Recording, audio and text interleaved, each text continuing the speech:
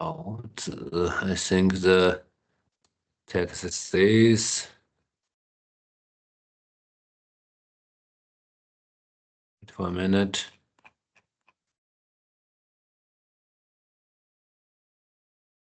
Is anyone going to read the first chapter?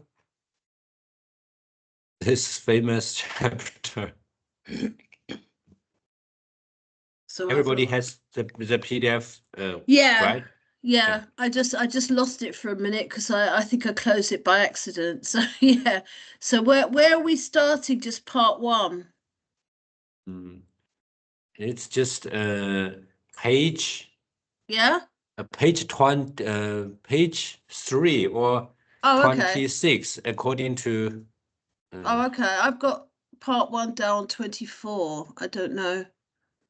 So you can try either 3 or 26.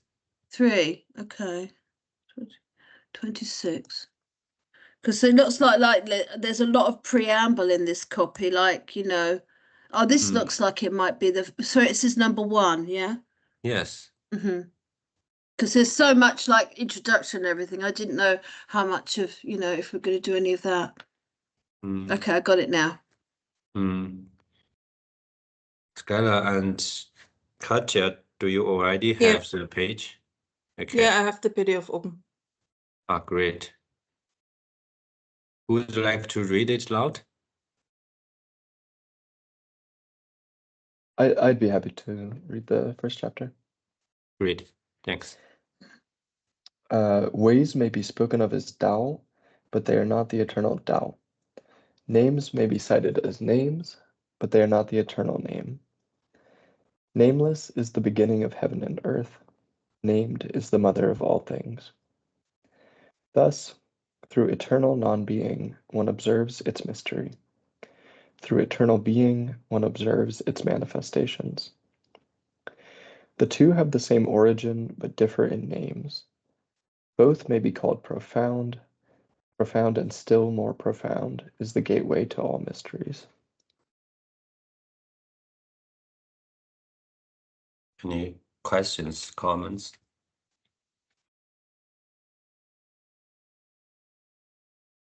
Can you maybe read the Chinese version? Sure.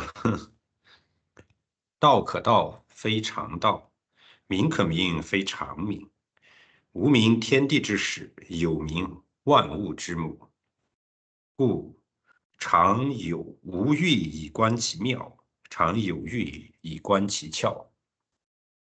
此两者同出而异名，同之谓玄，玄之又玄，众妙之门。Thanks.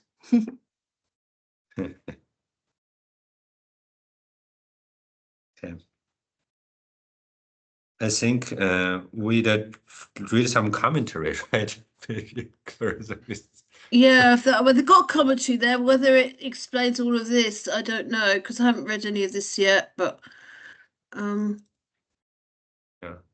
Alison, would you like to read the commentary? Yeah, sure. Yeah. You don't have to know Chinese to see the character Dao occurring 3 times in the very first line of the chapter. The etymology of the word, as many scholars have pointed out, suggests a path, road, pathway, or simply way leading to a place.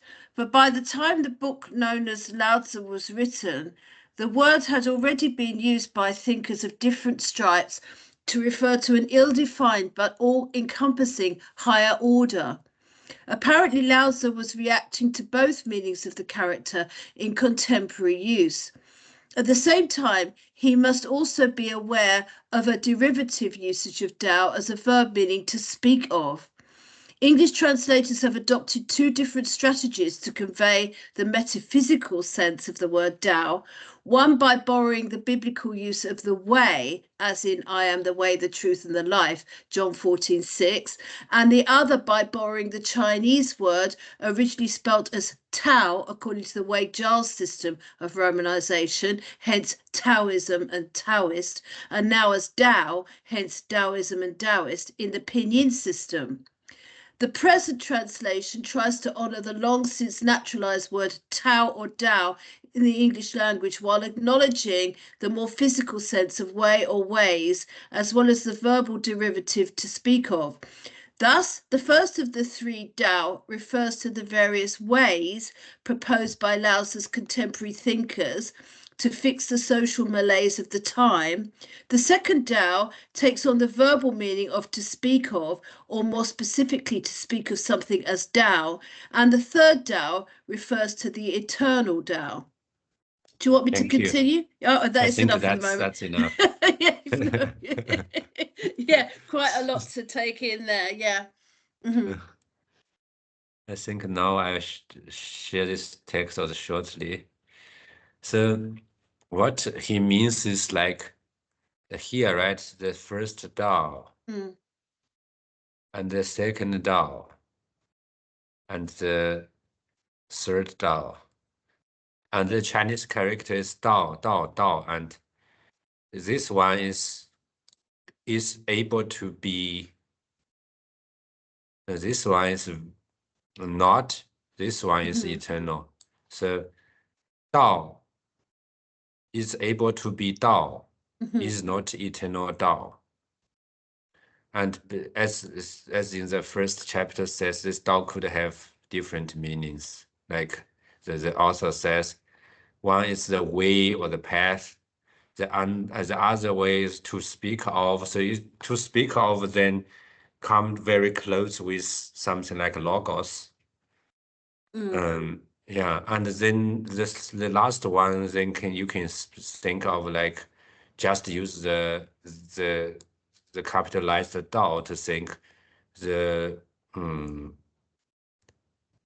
term or jargon Laozi is using. So what I think I read the first passage you read is like this.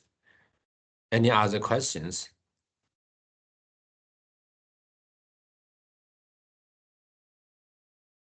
I was kind of confused on how Wu translated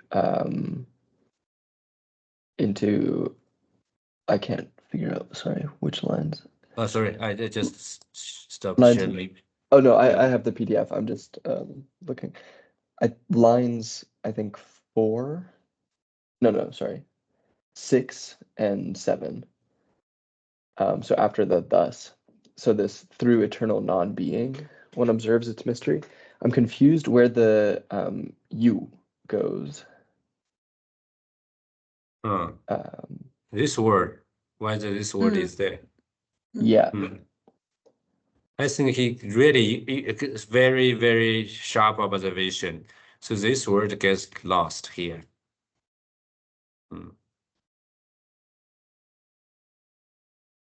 So this word 欲 can have basically two meanings. The first is desire, and the second is will, want to, or like I would like to do something. So somehow this word is in this translation is gone. Yeah. I think even in the commentary he mentions you. And so it's, yeah, especially confusing that he doesn't justify leaving it out. Exactly. Oh, very good observations. Like on page 5 of the commentary, he talks about woe you, like have no desire, versus you, or yo you.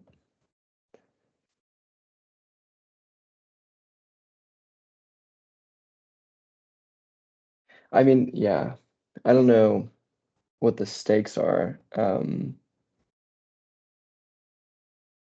but it seems like desire or preference, or however you want to translate it, ends up being important in the subsequent chapters. So it seems important to keep in mind. Very important. Exactly. So here it's weird that he does not involve this word at all. So I think if according to his interpretation is this word like I think would like to, not as desire here, or 无欲 is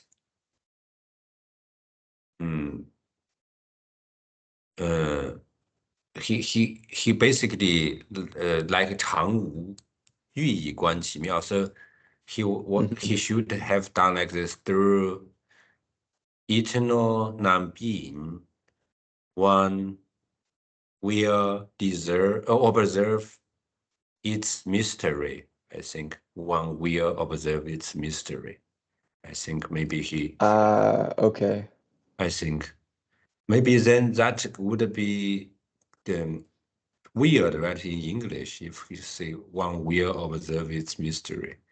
So Yeah. he tried to say, oh, one observes its mystery. Maybe that's the reason. Could be. Yeah, that makes sense to me. It's still a little perplexing to me that in the commentary, he takes the two together. He takes Wu and Yu together. Yeah. But yeah, that makes sense as an explanation for how he's translating it. If that's the case, then he would the translation would be through eternal desireless, say desirelessness. Yeah. Through Yeah. eternal desirelessness. You or one observes its mystery.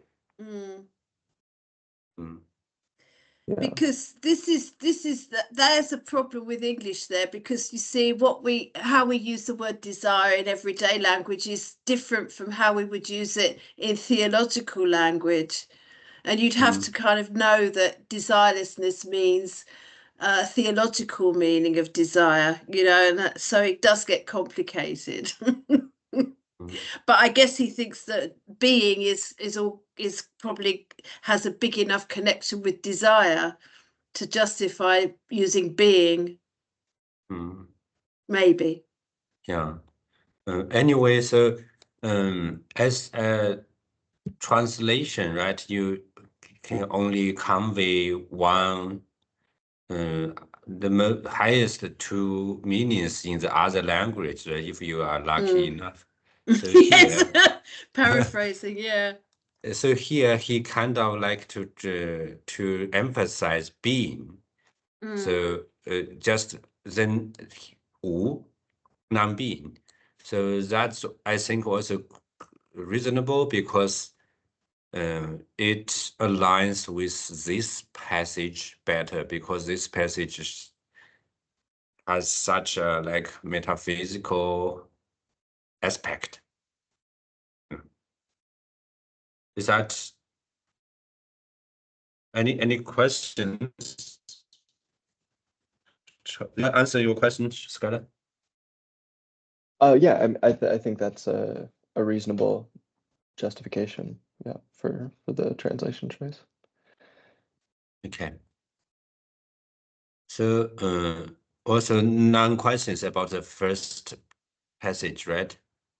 I mean, I feel like I had to go very slowly through this text, like much slower than through the sutras that we were just reading.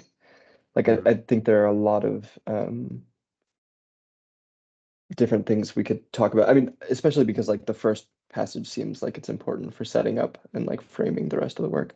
But I was just interested in like a lot of the categorical sort of oppositions that are in place.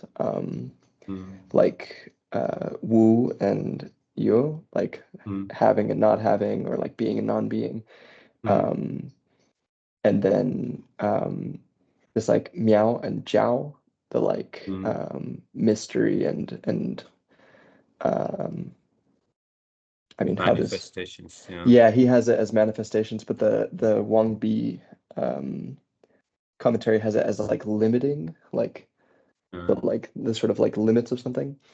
It just seems like there's basically a lot of like philosophically heavyweight terms, And it seems easy to sort of like just sort of roll over them, like, okay, mystery manifestations, sure, and to like spiritualize it.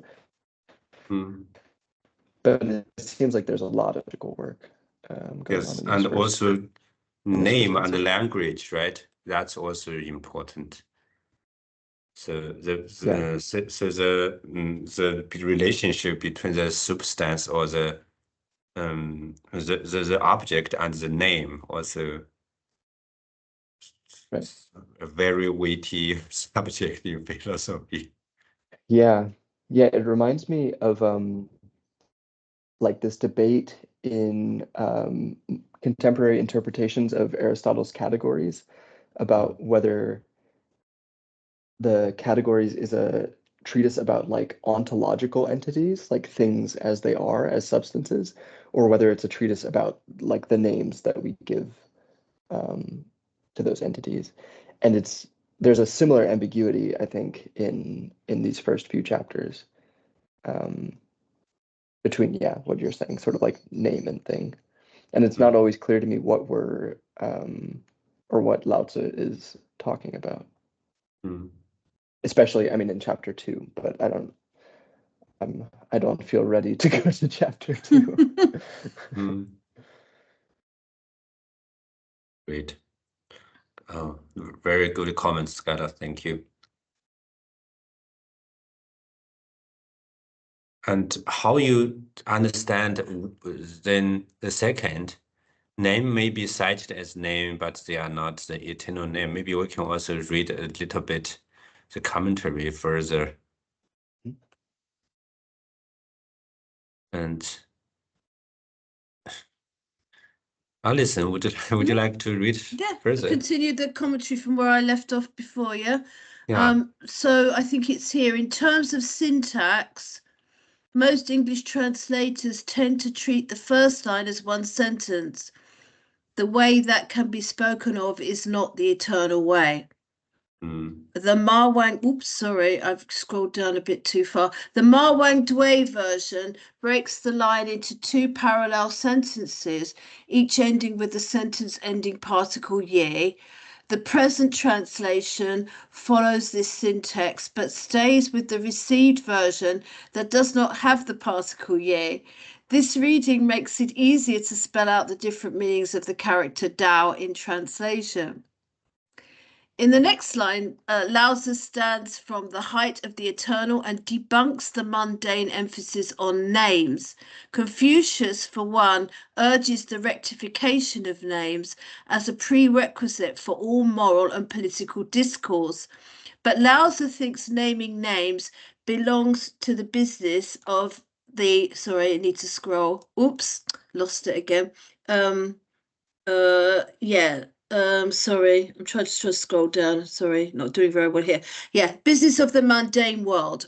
What interests him is the nameless world of the eternal, which is the basic meaning of the character Chang in the received version. The Ma Wang Dui version uses the synonym heng, meaning constant, invariable, or eternal. This substitute precludes from the present context other meanings of Chang, such as often, frequent, or ordinary. The negative wu, meaning to not have or to not exist or be. Alison, maybe we can stop here. Okay, sure. Short while. Yeah, Thank you. I didn't know how far you wanted me to go. Yeah, okay, And here we kind of like covered the first the 道可道非常道, right? The way could be spoken of is not the eternal Dao. And the second one is names may be cited as names, but they are not eternal name.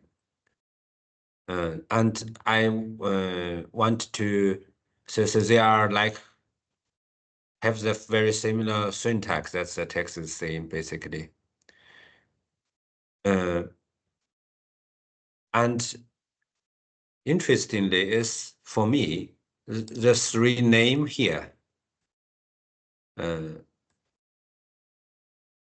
like the first name is they are the same character, and the first name is a noun and the second name is a verb, exactly as in English. So name can be named. Is yeah. not the eternal name.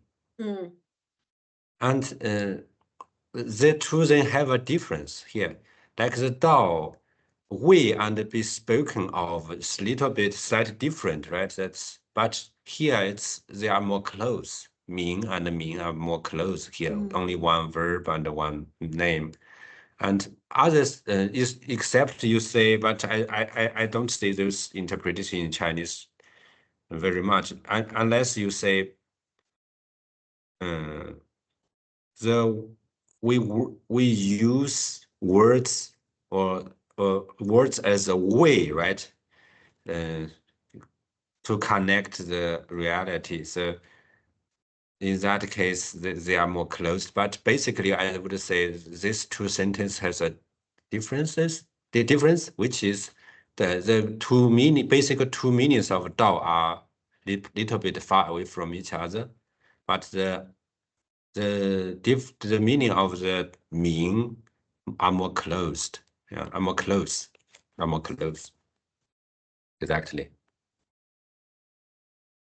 Yeah, I don't know if I find the commentary here super plausible, or like just because the text is interested in an eternal name, and that's kind of sounds like the rectification of names, like just searching for the correct name. It's not like in Lao Tzu's text he's saying, you know, names aren't important at all.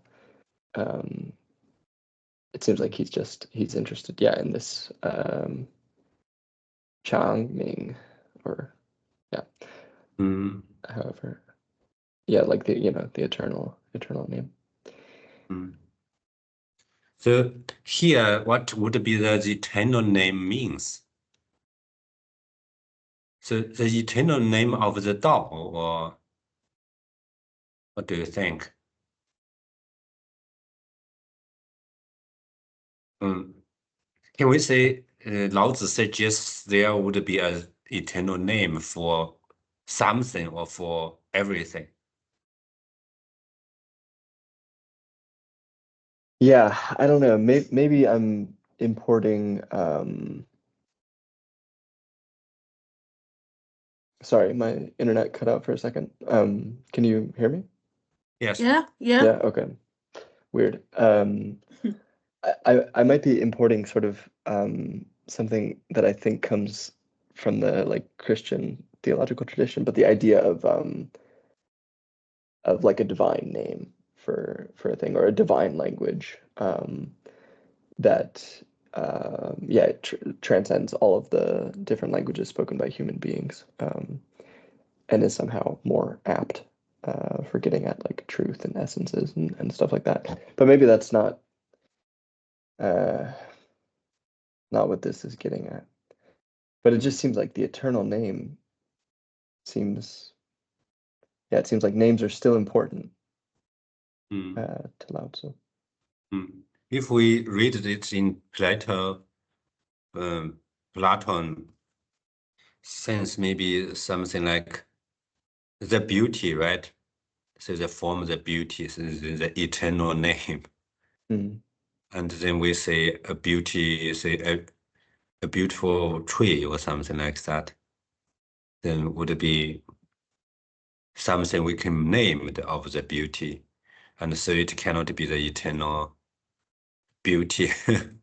The name. Yeah, that would fit with what's said underneath about a manifestation, I guess, because a tree being kind of like a manifestation of the beauty. But if it's like not if you can't name the tree, it's a mystery. I don't know if that makes any sense, but so maybe my questions, like, for Dao, we can say, right, the Dao is the highest category, and it's for Laozi, it's substantial, so that something exists. Maybe just like a moving pedestal, because for him, Dao is eternal. Dao is not the Dao is eternal and not moving. But later on, he says, Dao is always moving. So the eternal Dao is something which, like a principle, a motivation, or something like that, which always in motion and give life or give to every stuff. So the eternal Dao, we can understand that way, right? But what could be an eternal name? Unless you say the eternal name of the Dao, right?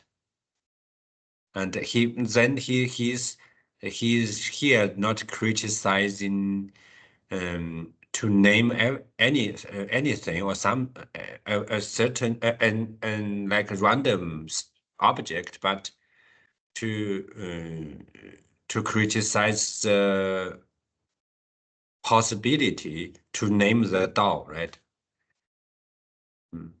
So he maybe that in that way, only the Dao cannot, the eternal name of the Dao cannot be named. Not like then we can still name a tree, but we cannot name the eternal Dao. We can still name say justice, but not the eternal Dao, like something like that. So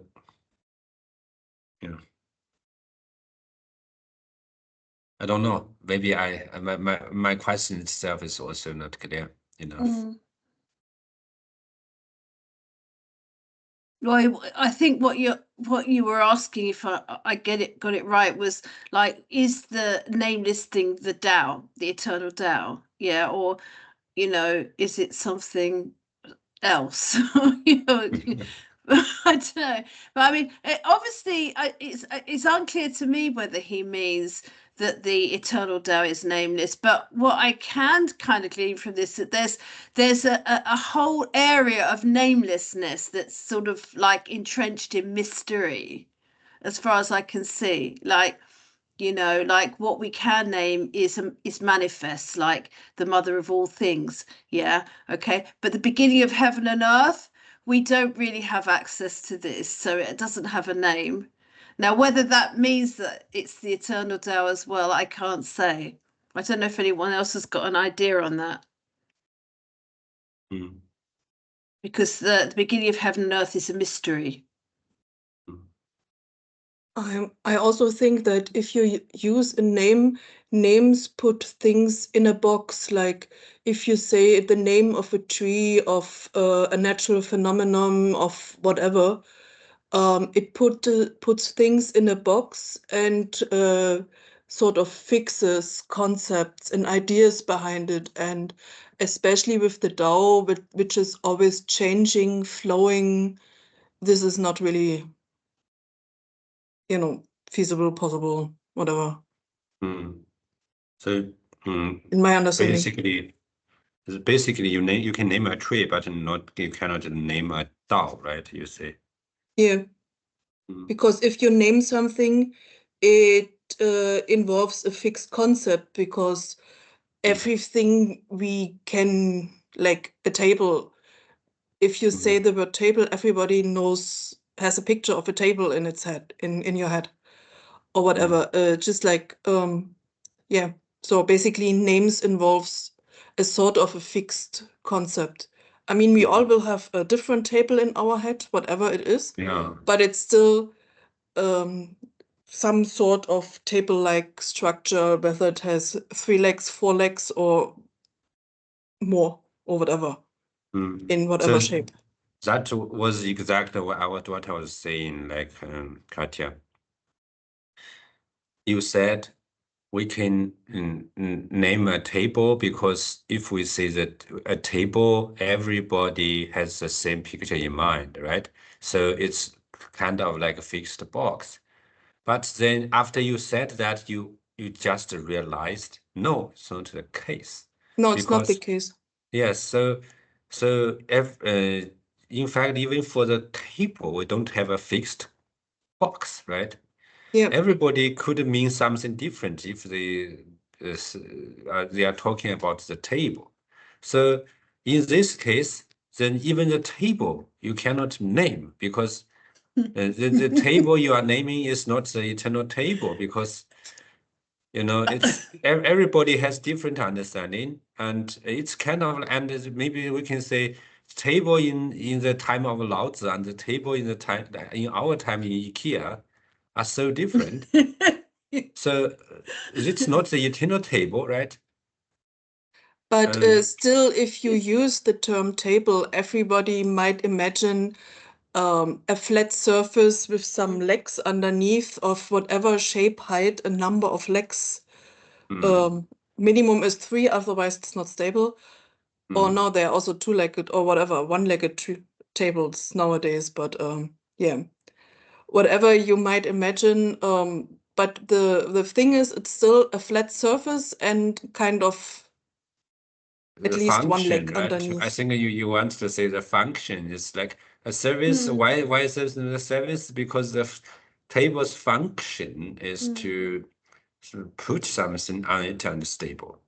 Yeah. So then you want to first you want to pin down or nail down it's some characteristics, just like at least 3 legs. And then you find out, okay, that's not the case. And then you give up to fix out some characteristics, and then you could go to the functionality, right? Now the problem is with names, whatever it be, a table is just an easy example. If you use a name, you somehow fix a concept. You have an idea in your head what the item table is. It doesn't matter what shape or how many legs it has. It's still it has a concept involved. But if you like for the DAO, I don't think it's working to give it a name because it's always changing and flowing and not stable. And it is kind of stable, but that's not a state you could name with just one word. It's just Very too difficult to grasp. And then you will say there will be no concept of DAO in your mind, right? The first is that I think that might be a point that we don't really have a concept of what DAO is. Okay. Because it's kind of nameless and mysterious. Yes. It's And a the little bit of second, all and nothing. yeah. And the second, I think, Katja, you are saying is like if we have a concept in our mind, then we can name it, right? Yeah, but also names provide a border and a certain fixation, whatever it is. It doesn't matter if it's a table, a tree, a person, any natural phenomenon like wind or the sky. Everybody knows what the sky is, but there are different possibilities and stuff. I mean, we can't touch it really. But then we also have the concept of sky could be heaven in a metaphysical way. It could be the physical sky and stuff. So basically, names provide a certain. There are always a concept and ideas involved, which is not really so easy if you go with the force that's all around and behind it, like the DAO. Can you explain a little bit, Katja, what do you mean by concepts and ideas?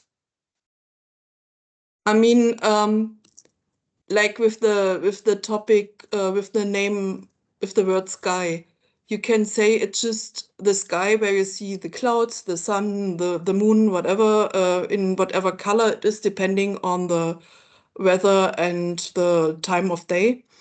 But sky because in German the word for sky and for heaven it's the same. It's Himmel.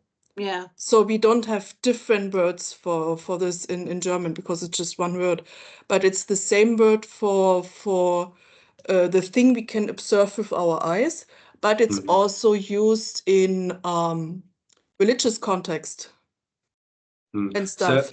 So this Like means God in heaven. Yeah. yeah. So there are some ideas. This is what I mean. There are ideas and concepts behind certain words and name. Basically, it's a name. It could name. That's what I mean. You mean so now we have the name heaven, right? We For have the example. word or the word and the name heaven, and Yeah. we have the concept heaven, Yeah. right? We have the idea heaven, right? Yeah. Basically, you are saying, and now I just want to say, what's the difference between the name heaven and the concept heaven? I mean, you put a certain with an idea, you have a certain fixation what it is and what it not is. Basically. Okay. And that's the difficult thing with names on so it. Name you don't, but concept you. I think you want to say is concept is a defined name. Yeah, with those a name provides a definition, and if you have a definition, then you have sort of a border, a fixation behind it, which is not a thing for the DAO. Because Okay. there's no fixation. Because No we've border. got, sorry. No, it's okay.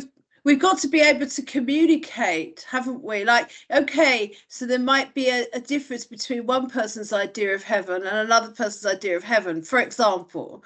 Yeah, but still, just to have the word heaven in order to communicate and to be able to discuss the subject. Yeah. Yeah, okay. We know we're discussing heaven and not a tree.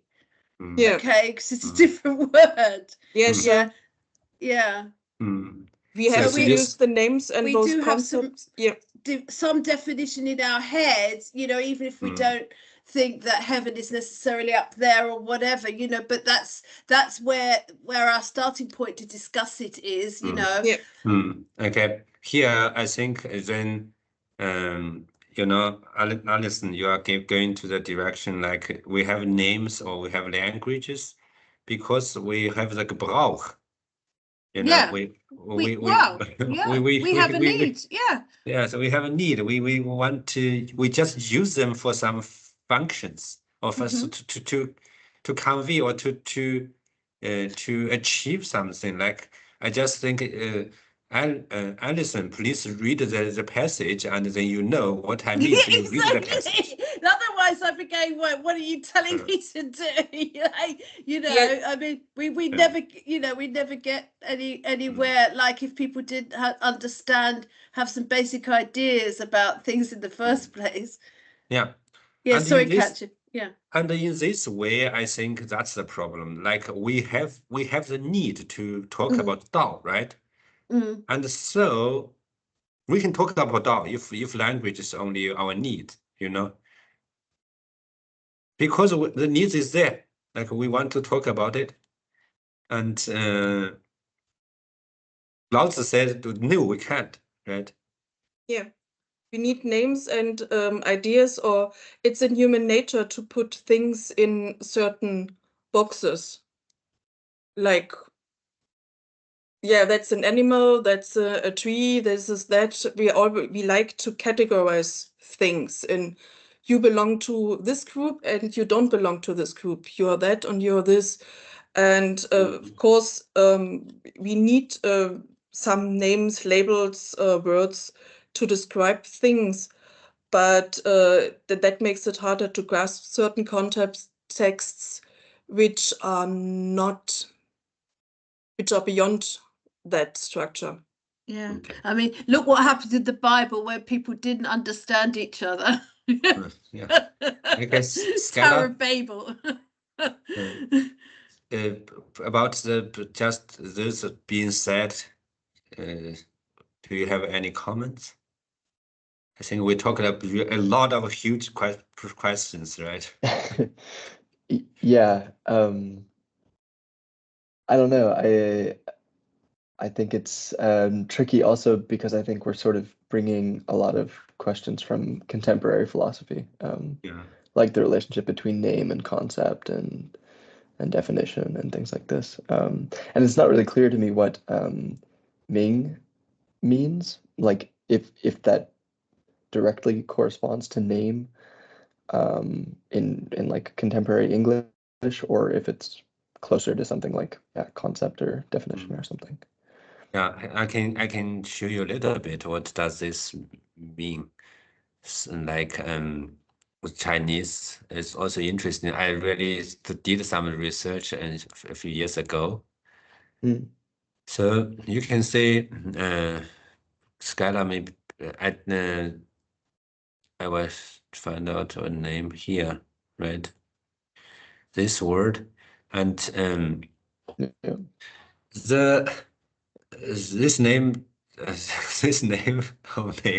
this word has two parts, and the first part is which is dawn. Yes, not a door. So it's no dawn. I thought it's dawn, like she, is that right? No, she is dawn or Abend. Yeah. So evening. Okay, it could even be the evening. Okay. Yes, and sunset. I couldn't remember. The other one is the mouse. So it's just yeah. a picture of a mouse. Mm. And so then the interpretation goes a lot of different ways. So some says the so-called Abend or called evening, this sunset kind of thing, yeah. Yes, this part is only to want to say that's an object. So then the picture should be a mouse is speaking of an object.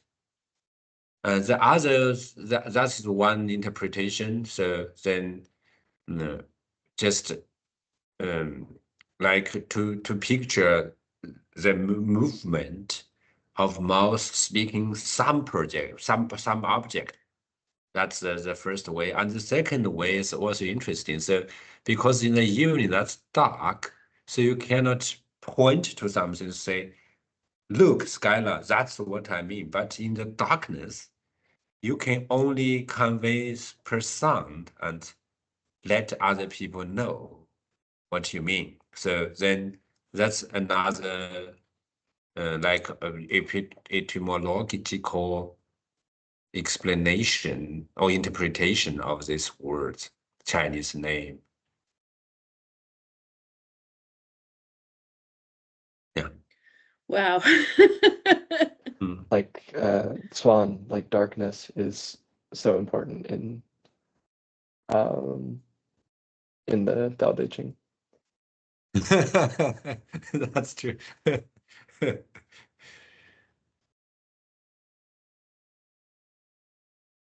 Xuan, yeah, Xuan.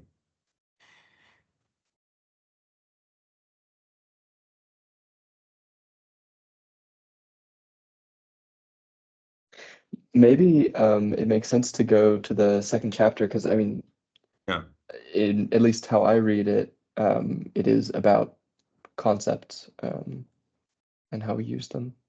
Okay, so would you like to read it out loud? Are you already there? Yeah, glad. Chapter 2, yeah. I'm there.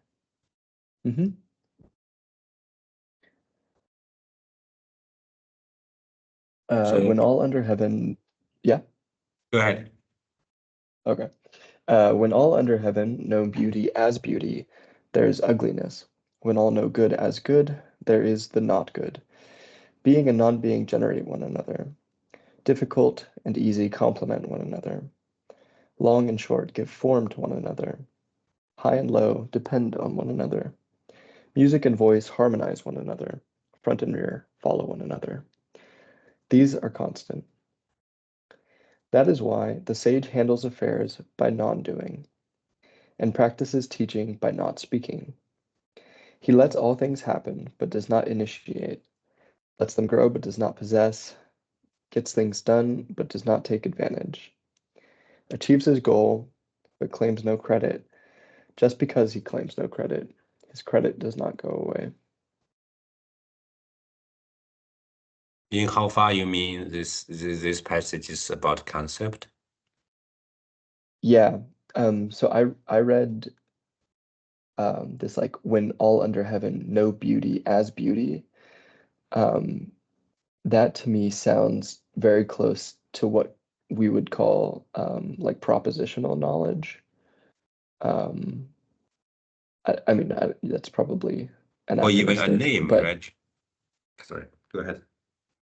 But it's more than a name, right? It's not like when all under heaven are able to use the name beauty, you know. It's not like all under heaven see something beautiful and they can say, you know, that is beautiful. You know, they can use the word they can use the name in a correct sort of way. It's like to know beauty as beauty. That seems like that has to do with like conceptual knowledge. So you mean conception here? It's a word which has some proposition, like a cluster, right? A definition, a few sentences as definition, or a cluster of sentences as definition. So, and which in Laozi's case, he even said about this concept, all people in the world are agreed, right? You mean, so in this case, he's talking about the concept of beauty. I'm not sure I understand, especially the part about clusters of. Because you said the difference between concepts is we have some proposition about the word, right? So what's the proposition? I would understand it as a definition of a word, and a definition usually then are a few sentences, right? Like a table is a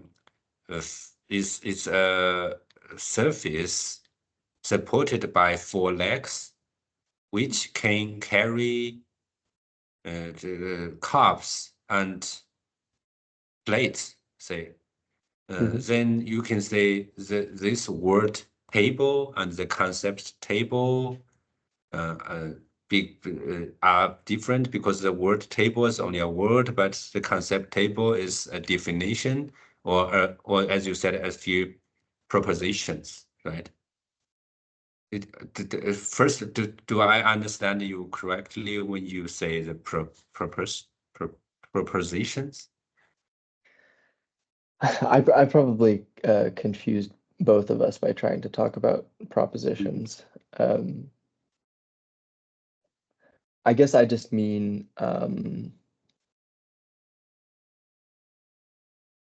that it seems like a different kind of linguistic operation is involved when someone recognizes beauty as beauty than when someone names something, like when someone points to something and says table. Okay. But yeah, I don't know. I mean, actually, I guess I'm realizing that it's the second sort of paragraph, the being and non-being generate one another, difficulty and ease complement one another, et cetera, et cetera. That seems more like it's about concepts to me than the first. Okay. Like it's making claims about the like conceptual interdependence of opposites, right?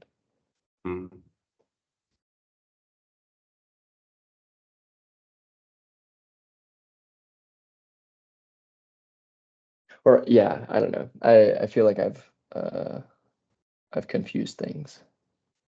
But my question for this passage is like how we get from this fact in the first paragraph that for human beings to recognize something as something, they have to have a concept of its opposite, to then the second paragraph where these entities themselves are interdependent.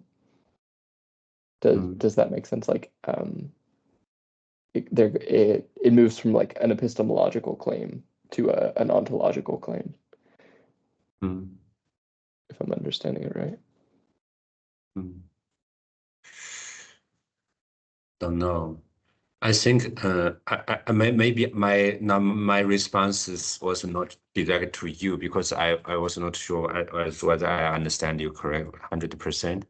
I think what I would understand is like here, you know, those being and non-being, difficult and easy and long and short, and those are one certain kind of concepts, which is opposites, right? Yeah. Like but table is a little different concept, say, or Dao, right?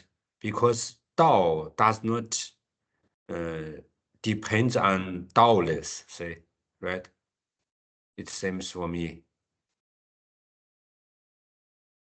But here, yeah, we have the feeling long and short a little bit different, and yeah, but also a lot of problem like music and voice. It's also not opposites, so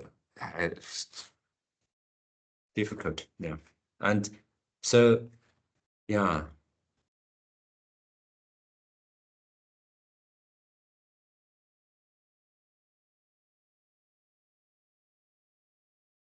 I think that's a good point, that we're not dealing with all concepts, but just concepts that fall under the category of opposites.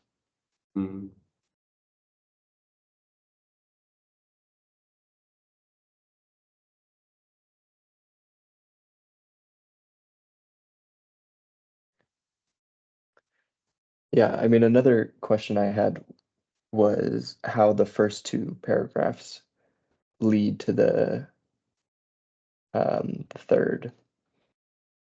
Like, it seems to me, I don't know if this is an appropriate reading, but it seems like the first paragraph is making an epistemological claim, the second one's making an ontological claim, and then the third one is making an ethical claim about how we have to act. And it's not clear to me how this like conceptual interdependence of opposites leads to the ethical like praxis of Wu Wei. Okay, so then I will read the third passage for you and for Katja and Addison, so you know what more what Skylar is saying. The third passage: do not glorify the talented, so the common people will not content. Do not value rare goods, so the common people will not steal. Do not display objects of desire, so the common people's mind will not be confused. Thus the sage, through his governance, keeps their minds empty, their bellies full, their wills weak, their bones strong. He always keeps his people away from knowledge and desire, so that the knowledgeable ones do not dare to act. Apply non-doing, and there is nothing that he cannot govern. Yeah, sorry, I actually meant the third paragraph of the second chapter, but I mean, it's also true that the third chapter is about ethical action and Wu Wei. So I mean, the question holds okay. for that as well. You mean the third part of the second passage? Okay, Yeah. I see. Sorry Yeah. for misunderstanding.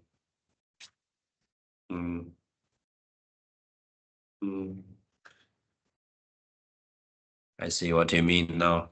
You just say the first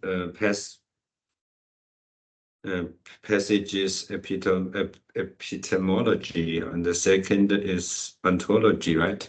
or That's how it metaphysics? looks to me. Yeah. I mean, like I said at the beginning, I have this confusion, like with Aristotle's categories, about when we're talking about names and when we're talking about entities. Because it could be that the second paragraph, the being and non-being generate one another, we could just be talking about names here and not entities. But but I'm pretty sure that the third paragraph is ethical. I think that's a safe characterization. Any response to this question? It's a very good question. So what exactly is the question? Something to do with ethics? So I wasn't quite following. Yeah, also The train with the of thought there. special, yeah, also with the special philosophy, special language you were using. Yeah, sorry, that's not helpful from my end. So basically, I don't understand the connection between the argument of the first two paragraphs and the argument of the third. In the first two paragraphs, we get an argument about how, in order to know something beautiful as beautiful, you have to know ugliness. And then, in the second paragraph, it seems like the posit is that then beauty and ugliness are mutually like interdependent for their existence. Like one has to exist for the other to exist. And then we get the third paragraph, which is talking about how Wu Wei is the way that the sage has to act. And it's not clear to me how the argument of the third section that the sage needs to act on the basis of Wu Wei follows from the argument of the first two. Like, what do they have to do with one another? I think is the question. Is that clearer? Yeah, that's better. Yes. Because I'm sorry, because when you're not studying philosophy or whatever, you're not into those special words. Sorry. No, yeah, of course. Sorry for using them. It's a laziness on my end. So I think the first two paragraphs, they refer to the concept of yin and yang, like you can't have light without darkness, and so on. This famous black and white symbol. Yeah. There's an interdependency. Yeah. There can't be light without shadow, and that's the classical example, I think, with the shadow part of the mountain and the light part. That's there's always both concepts involved at the same time. So basically doing and not doing are also involved at the same time. It's kind of, Or? yeah. Katja, thanks that you also find a very good dichotomy, right? Yin yang. And besides those, you have a very good one. And doing and undoing is definitely also one. Yeah. So you basically say, like the others, so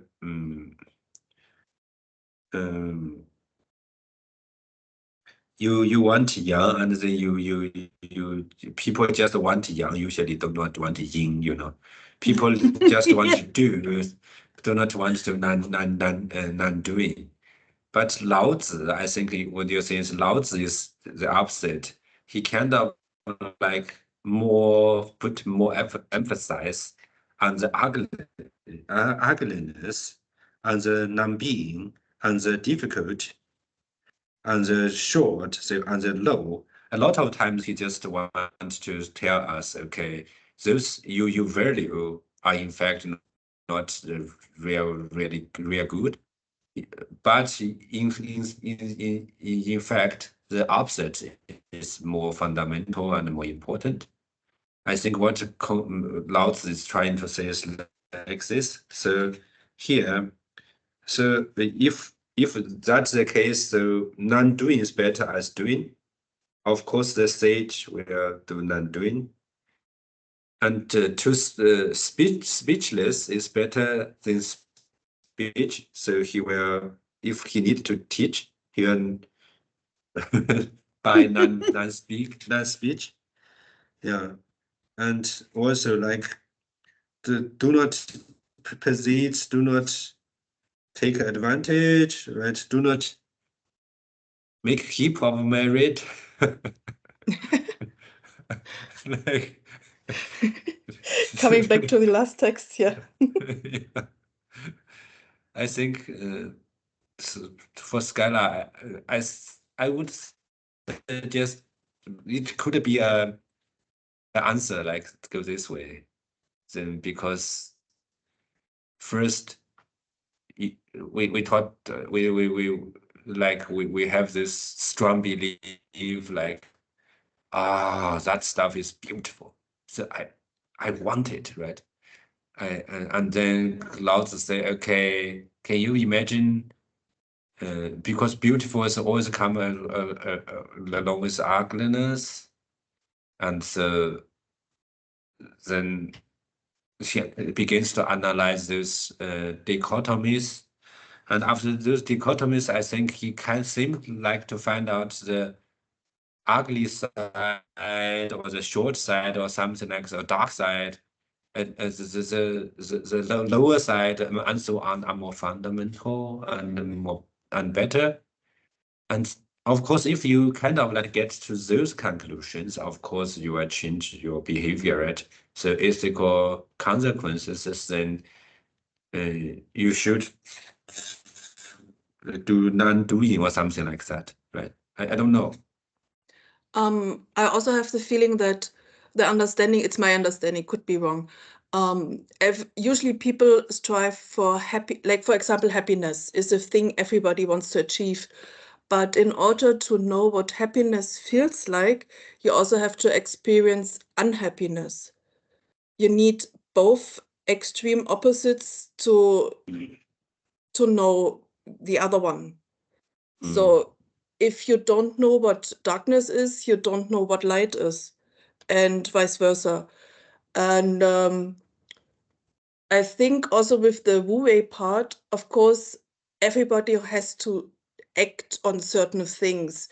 It's not that that sage is just sitting around doing really nothing, because as a human being, he has to eat, he has to, cook or whatever. So I think also with the Wu Wei, you have to find the right time to do things. And if you have at least a basic connection with the Dao, sometimes you feel an impulse, an idea, now is a good idea to do these things. Now you are going a little bit more further, like Katja, you're trying to explain what Wu Wei means, right? And it's but Skylar, first the question is what we just said. Do you think it's a possible answer to the structure of this passage? Yeah, definitely seems plausible to me. Yeah, that we're like or the passage is focusing on balance, something like balance. Yeah.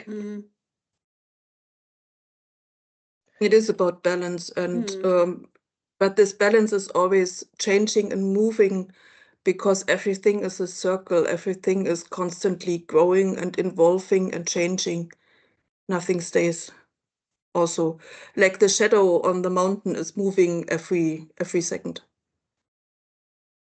because the sun is moving, the earth is moving, the universe is moving, everything is moving. A little bit, maybe I just find out one interesting phenomenon. So the passage chapter 2 talks a lot about this opposite dichotomies. And in the first chapter, we also have this, right? nameless and named, and also eternal non-being and eternal being. We also have those two couples. Yeah, I just want to say this.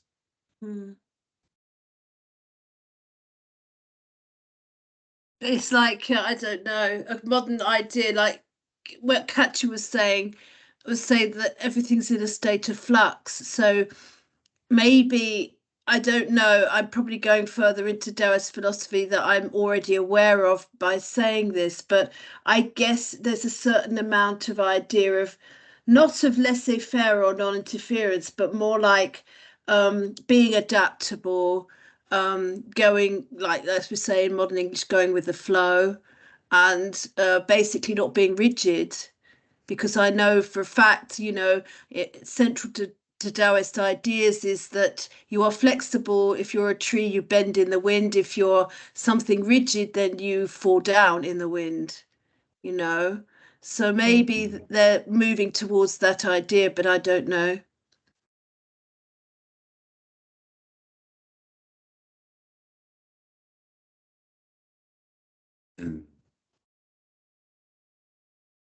Lux, and then Wu Wei means, what does Wu Wei means? Just naturally, and the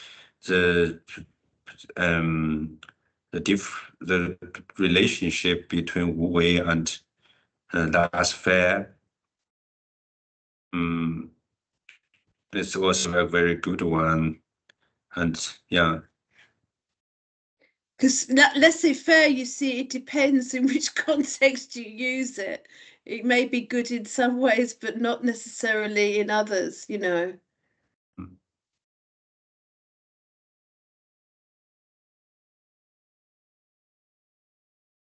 Yeah, I think the laissez-faire question is probably best addressed when he's talking specifically about governance.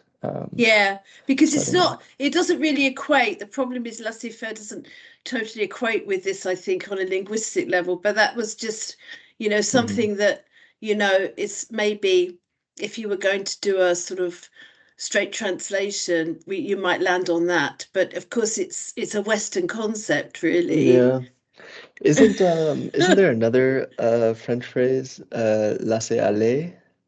Like Could to be. let I come? haven't heard of it, but let go. Yeah, let to go. I don't know. Could be. I don't know. Because I mean, laissez-faire, of course, we use in English as well. So. Skylar, what do you mean? Laissez-faire is about, and which passage about governance, and what do you exactly have in mind? Yeah, I was just thinking about I mean, starting from chapter 3. But I do have another question on chapter 2, which is that this word way comes up, of course, in the first line. I'm sorry for just not knowing how to pronounce Chinese, but the like mei zhe wei mei. Yeah. Like to know, and there's a zhe before, like to know beautiful way, beautiful. Like I mean, here, it can just mean as, but of course it's the same exact character as in Wu Wei. You mean the way, 知为的为 and the 无为的为 is the same way, right? Yeah. Okay, but here you can I think it's a coincidence. Like the word way can be means doing something like a verb, right? And here 知为 I think what's the term for it? Just as with this Just kind as, of like adverb, or what's that? Preposition. So I think that's a coincidence. Scala, you can. Right. You don't need to take that too seriously. No, but it's an interesting point he's making on a linguistic level. Like, you know, what's the way doing there? And obviously it means different things in the two different sentences. So. Yeah. Yeah. I mean, I obviously don't want to push anything because you know you all know much more about this than I do.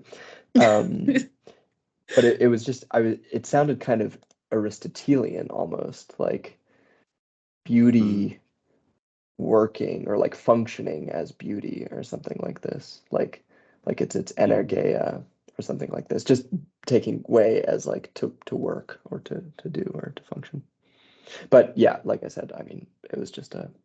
But it's good, very good one. Well, in fact, go later on to check. I think this word "way," what does that mean? Why it's borrowed as a say preposition for "as," right? Yeah. So I think there must be some also etymological explanation, and usually those stuff just aligns so close to philosophy. And so I will have a check later on about the word "way."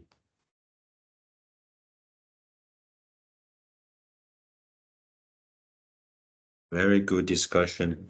And any other questions about the first and second chapter? Not right now. Not really. I mean, I don't know whether like reading any more of the commentary for the first chapter would be helpful or not. But I don't know, because we jumped over to the second one, and then of course there must be a commentary on the second one as well. We haven't looked at yet. But... This is a good question, Alison. I think it depends on if all the participants already read the text well, so we don't need to do that. But if everyone is busy, right, if we come to the reading group, and I think that's also welcome.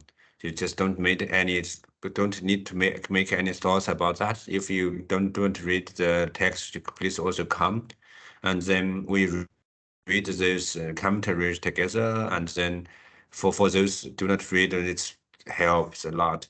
But for those who prepared for it, also any question you can just put it on the table. I think, right? I think that's the way I think. Because it just struck me, and the bit that I can't remember if I read this bit or not, but in the commentary, yeah, this is another linguistic point, but it's quite, I don't know, I found it a little bit interesting that on the second page of the commentary, I think it's on page 5, the second paragraph, where it says like on the third line down, thus, Wu Ming means have no name, whereas Yo Ming means to have a name. And because Yo Ming, I mean, I don't know at what stage it developed this meaning, but also means famous in Chinese. So I just wondered if there was like any idea of that there, but maybe not in the classical sense that we've got here. But I guess like if you have a name and you have a name that's well known. So okay, thank you. So here I think also English and Chinese are parallel here, right? We say like nameless, right? Somebody's nameless is also do not have a name and also is unknown. yeah. So maybe the other side, so always like this is I think they are two so close with each other. So you means we can say, I don't know, maybe we can say someone has a big name, maybe English also makes some sense, right? Yeah, that's right. It's a big name. It's a household name, we might say, if they're famous. Yeah, everybody knows in the household. Yeah, okay. So household name is someone really famous. Everybody knows them. Yeah. So yeah, it's possible. Yeah. And if, to your question, Alison, is a very special one. So like classic Chinese, usually is one character is one word. Right. So, 有名 then is a phrase, not a word. But in modern Chinese, 有名 is say a word. That's it, because you've got the two character idea. Yeah, exactly. Yeah, so you've got like in classical have and name. Yeah, I see. I can see that's got an idea. Okay. Yeah. Any other question? Katya, do you have a question?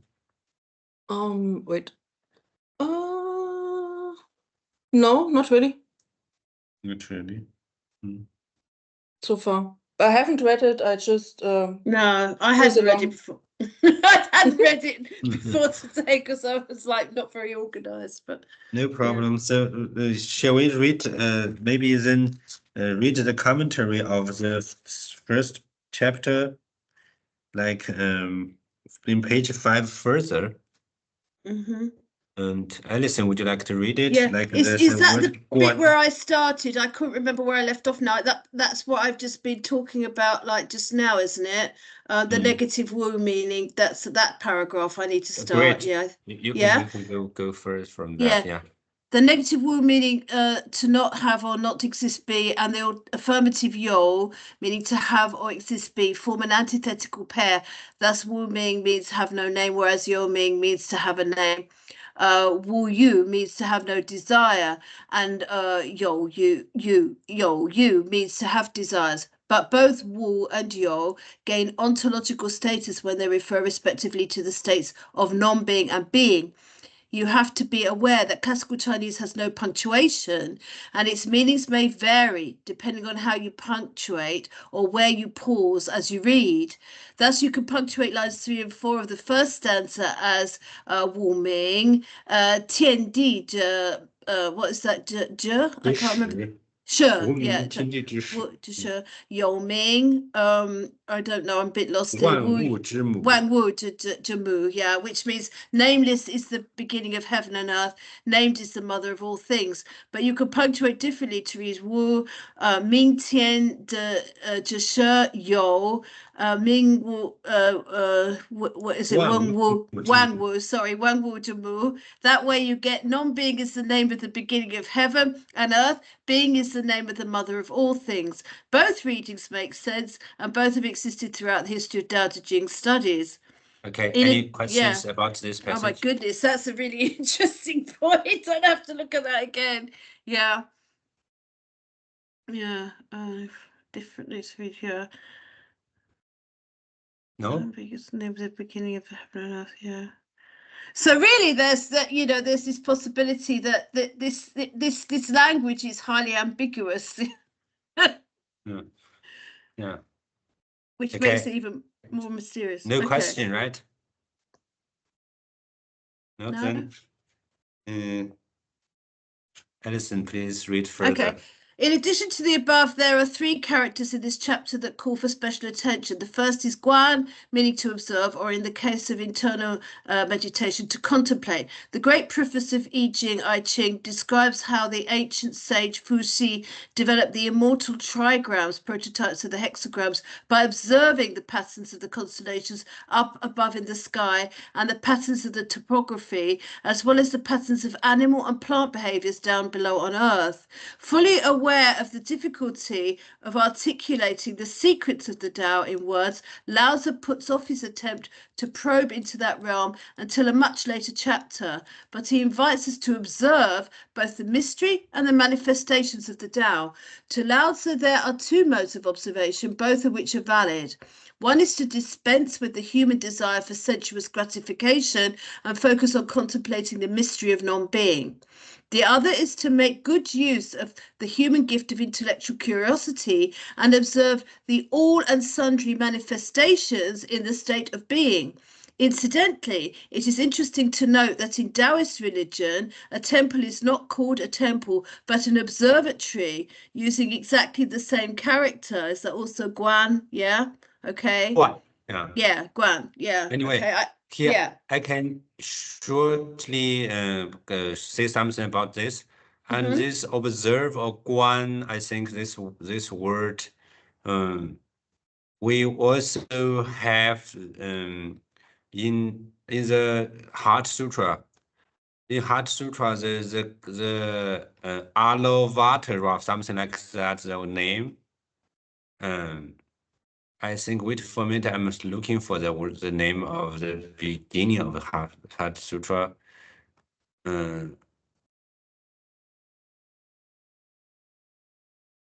So wait for a minute. Oh, that's why you don't come out so slowly.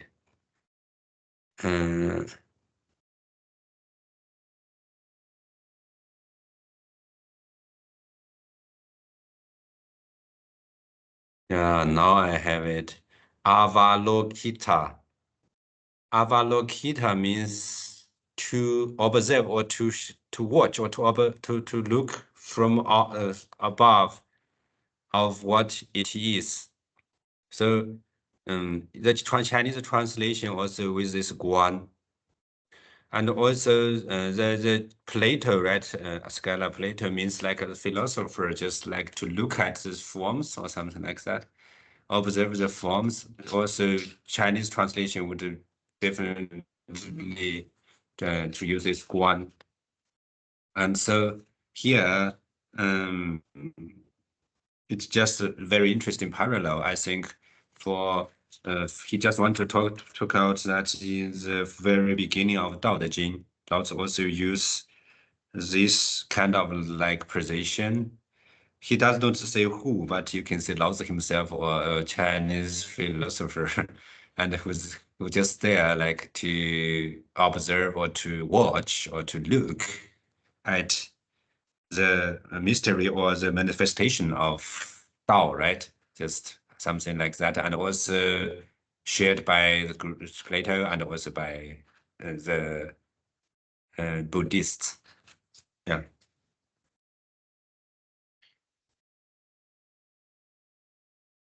Any question for this? Okay. And then the last comment passage. Sorry, I just need to get to the right place now. So we're down to character grant. Okay. Another key word in this chapter is the character mu for mother in the phrase Wang Wu Jimu, the mother of all things. In a patriarchal society where the father is almost universally acknowledged as the originator of all beings, it is most enlightening to note the feminist propensity of the Taoist teachings in seeing the mother as the ultimate creator. Such an archetypal discernment is based on the close observation of the patterns of the universe and found in all the figures of speech the Taoist philosophy adopts. One such lies in the word swan, meaning dark, and by derivation profound or mysterious. From Laozi's use of this word and related terms, that which is dark and thus leads to the far depth of the ultimate truth from which life exudes has definitely a sexual connotation as well as cosmic significance. For further elaboration, see Chapter 6. Given the generally received order of chapters, Laozi is preparing his readers from the outset, not just for another book of wisdom on the ways of the world, but for something really big and profound, something all-inclusive and originative, something almost ineffable and intangible. At the same time, he is promising his readers something observable and accessible, the gateway to all mysteries, as long as they follow the right paths of access and modes of observation. Great, thanks. Mm-hmm. Any question? No, that's interesting what it says about the mother thing. Yeah. But I haven't really got any question about it, but okay. And I can, if no question, and I would like to read this another translation Eva recommend and of the first second chapter. They are slightly different. The first chapter, the way that can be spoken of is not the constant we. The name that can be named is not the constant name. The nameless was the beginning of heaven and earth. the named was the mother of the myriad creatures. Hence, always rid yourself of desires and in order to observe its secrets. But always allow yourself to have desires in order to observe its manifestations. These two are the same, but diverge in diverge in name as they issue forth. Being the same, they are called mysteries. Mystery upon mystery, the gateway of the manifold secrets.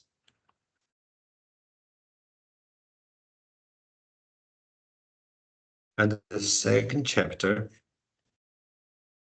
the whole world recognizes the beautiful as the beautiful. Yet this is only the ugly. The whole world recognizes the good as the good, yet this is only the bad. Thus something and nothing produce each other. The difficult and the easy complement each other. The long and the short offset each other. The high and the low incline towards each other. Note and sound harmonize with each other. Before and after follow each other. Therefore, the sage keeps to the deed that consists in taking no action and practices the teaching that uses no words. The myriad creatures rise from it, yet it claims no authority. It gives them life, yet claims no possession. It benefits them, yet exacts no gratitude. It accomplishes its task, yet lays claim to no merit. It is because it lays claim to no merit that its merit never deserts it.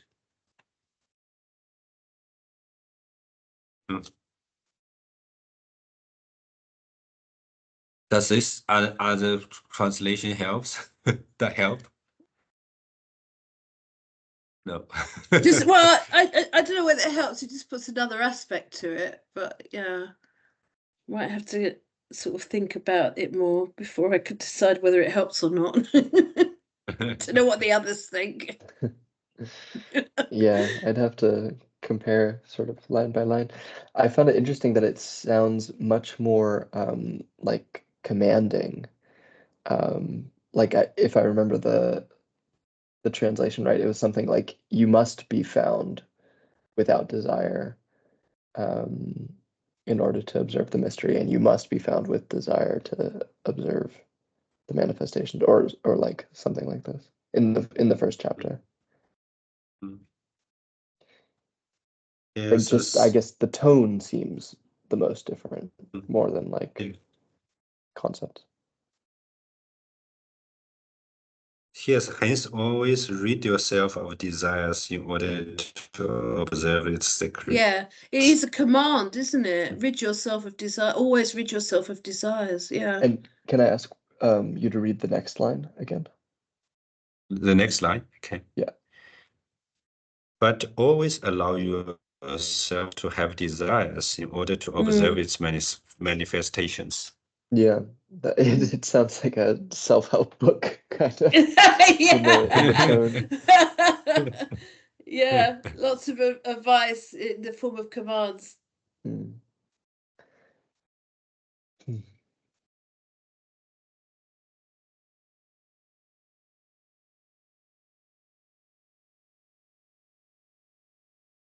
Okay. Any other questions?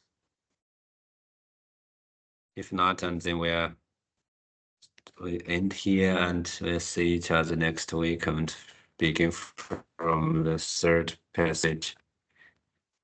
As in the group, I have sent it. I think everybody see it, right? And internet sites with a lot of different translations. Yeah. And also with the one Charles Wu and also other stuff. If you have time, you can have a look at it. It's a great text. I noticed that this one, when I just scrolled at the beginning, it said, "Why the need for another translation of the DaoDeJing?" That was about the first words that I saw, like in this one. Yeah. So good question. Okay. Will probably won't be the last one. No. Yeah, definitely not. I mean, it's not. It's already old at this point. But yeah, I found the Wang Bi commentary that Eva recommended very, very interesting. Yeah, Wang Bi. Like it's an ancient comments and very famous also. Yeah, but it seems like it's trying to make like a philosophical system out of Laozi. Exactly. So, very, very interesting stuff, I thought. Yeah. Well, it's interesting, like they mentioned about the Taoist temples, because I did actually see at least one of those in China. I think it was in I can't remember the name of the place now. Lanzhou, I think. Yeah, I saw a Taoist temple there. Yeah. Okay. If no further questions, let's end here for today. Sounds good. Yeah. Thank you for coming. Yeah. See you next week then. Okay. Bye. Bye. Bye.